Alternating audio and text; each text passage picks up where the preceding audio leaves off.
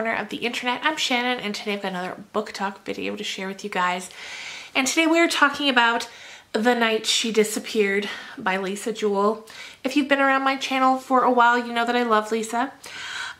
She's an automatic buy for me. As soon as I hear she's got a new book out, I buy it right away. And it gets difficult because I follow her on Twitter, and I always know that her books come out earlier in the UK.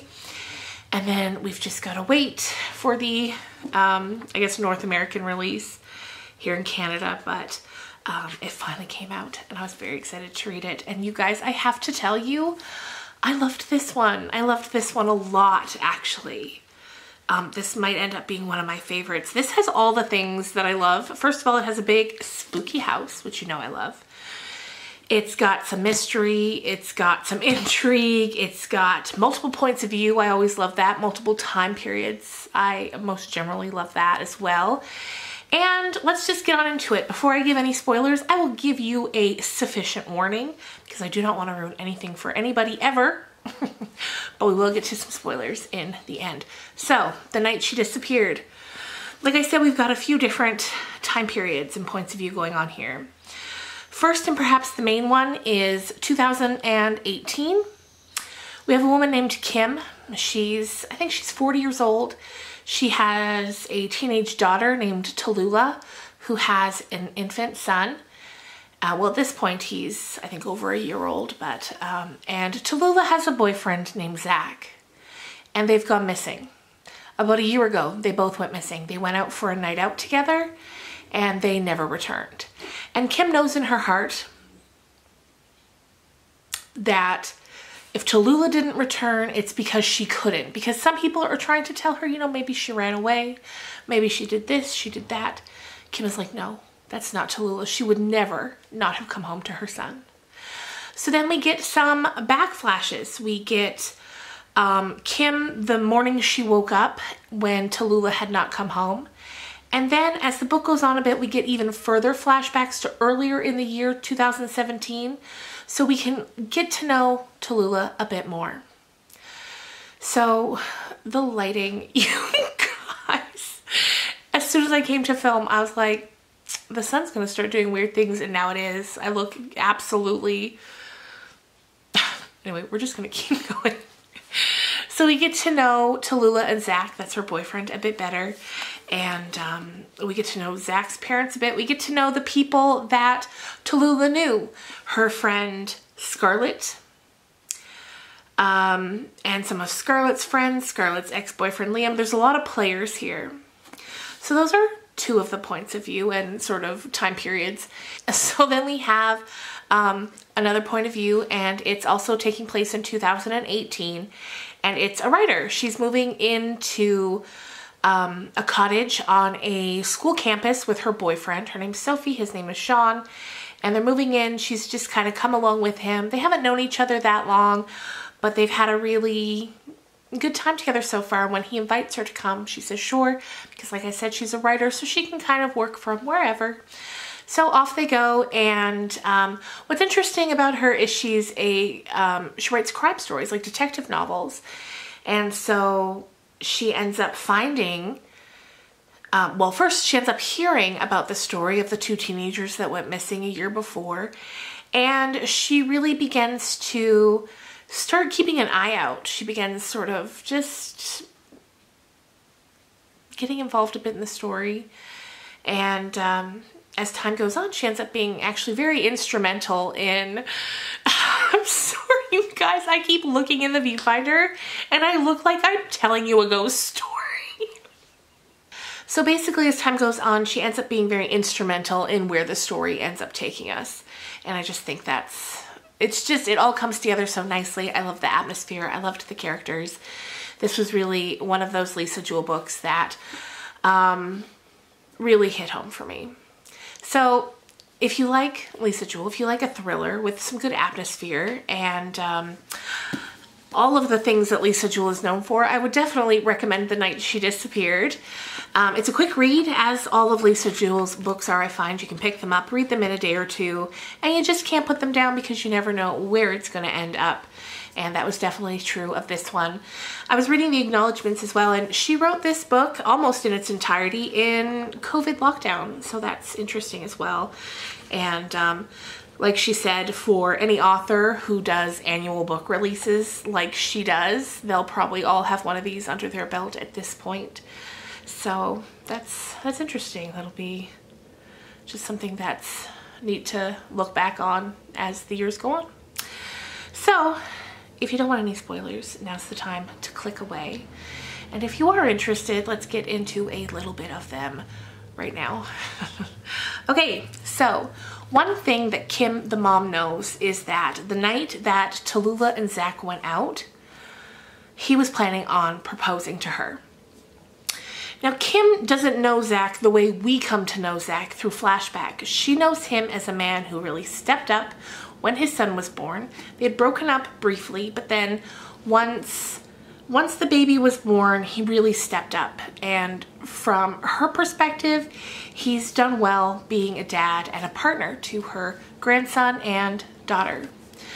But what we come to learn is actually Zach is incredibly controlling. He's just the kind of personality that really puts you on edge. Anytime Tallulah wants to go anywhere, he's asking, where's she going? He grabs her, he's rough with her, and we just get really bad feelings about him once we get more of the backstory. We learn that Tallulah has made a new friend in the recent months, a girl named Scarlett, and she becomes a very major player in this story.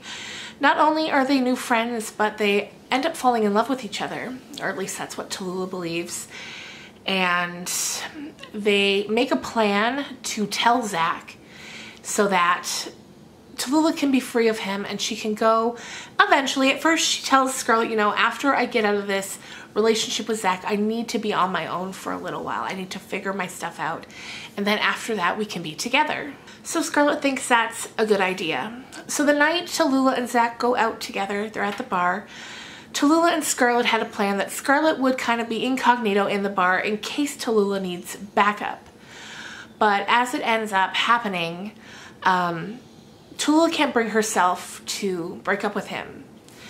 And so eventually Scarlett sort of comes out of the shadows with her friends, and they invite Zach and Tallulah back to Scarlett's family's big spooky home. It's hundreds of years old, very spooky, has secret tunnels. This will come into play now in a second. So they go. Eventually, as the night wears on, they're all very intoxicated, both with alcohol and drugs, just all of them. Eventually, Tallulah and Zach are alone in a room, and he shows her the ring. He's like, this was what I was going to do tonight. I was going to propose to you. And Tallulah says, you know, I would have said no.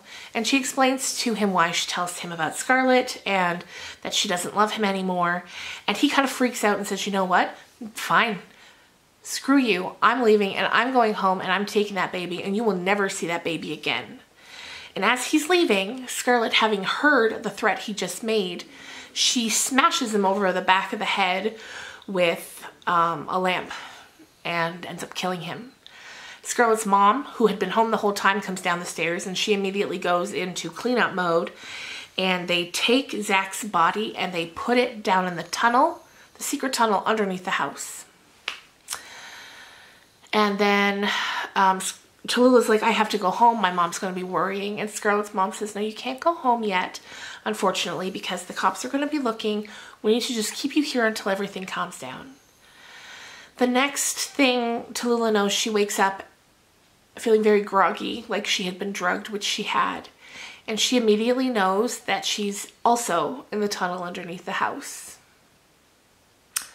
Not where you'd want to wake up for sure.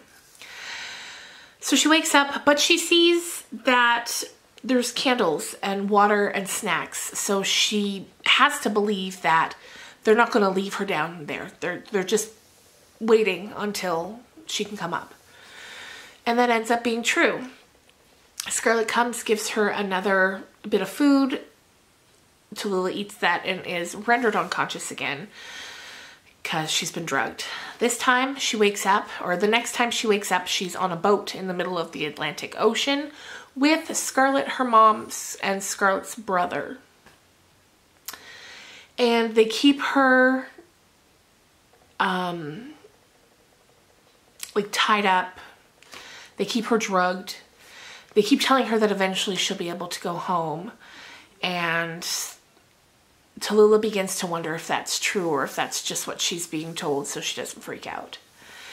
Anyway, back at home, Sophie, the writer, she's been helping. Is her name Sophie or is that someone else's name? Yes, Sophie is her name. So she's been really helping. She's been finding clues that have actually been left for her to find, to be able to solve the case. And we find out at the very end that it's actually a man named Liam, who is Scarlett's ex-boyfriend, who is leaving her these clues because he knows all about it. Because of a whole other sort of storyline that I won't get into, otherwise the video will be too long, but he knows about it. And Scarlett wants him to take care of the mess, to clean it up, to make it go away. But he instead decides, you know, enough is enough, and he leads Sophie to the clues that will help her solve it. And then in the end, they end up finding Zach's body underneath the house.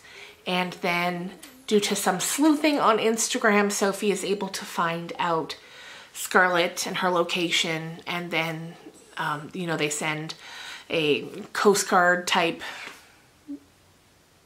people out, and they go on the boat and they find Tallulah and they bring her home safely to her mom. Physically safe. Once she gets home, you know, Kim is told that Tallulah is in the grips of a very profound opioid addiction, because that is what Scarlett and her mom had been drugging her with to keep her sedated. So of course she's going to have to go through rehab to get her off of those drugs, but that for the most part she is okay. And when they found her, the only thing she cared about was getting home to her mom and her son. So that's a kind of happy ending. I was wondering if we were going to end up with a happy ending for Tallulah, and I was glad we did, because they'd just been through so much. A lot of times I'm rooting for like the saddest possible ending, but in this case, I was happy for a happy ending. She deserved it. Kim deserved it. And baby Noah certainly deserved it. So there you go, you guys. That is the story of The Night She Disappeared. I hope you enjoyed this book talk video. If you did, I hope you will leave a like and consider subscribing. I do book talks all the time. I used to do them every Friday, but sometimes it seems we're doing them more frequently now. And again, sorry for the lighting. It was perfectly normal lighting when I came to film, and this is the only chance I have to film it today, so I was like, you know what? We're just gonna enjoy the the spooky lighting, or I don't even know if it's spooky, just the sun beaming directly on me lighting. Anyway, thanks again for watching, and I will see you guys real soon. Bye!